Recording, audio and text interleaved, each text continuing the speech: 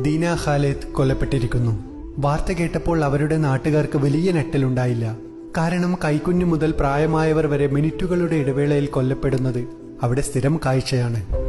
ആരാണ് ദീന ഖാലിദ് സൗറോബ്? 22 വയസ്സുള്ള ചിത്രകാരിയായ ഒരു പാലസ്തീനിയൻ പെൺകുട്ടി.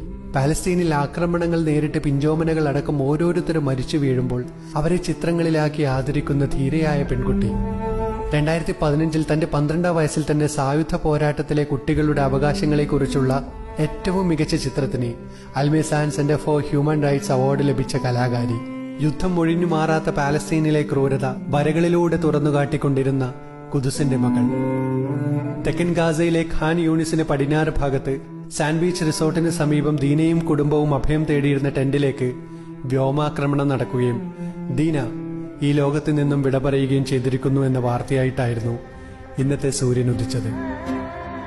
ദീന സൗറോബിന്റെ മരണത്തിൽ ലോകത്തിന്റെ നിരവധി കോണിൽ നിന്നും അനുശോചനം വന്നുകൊണ്ടിരിക്കുകയാണ്. എന്നാൽ ഒരുപാട് ദീനമാർ ഈ ലോകത്തോട് വിട പറഞ്ഞു പോയ പാലസ്തീനിയൻ മണ്ണിന് ഈ അനുശോചനം അരോചകമായിരിക്കുന്നു.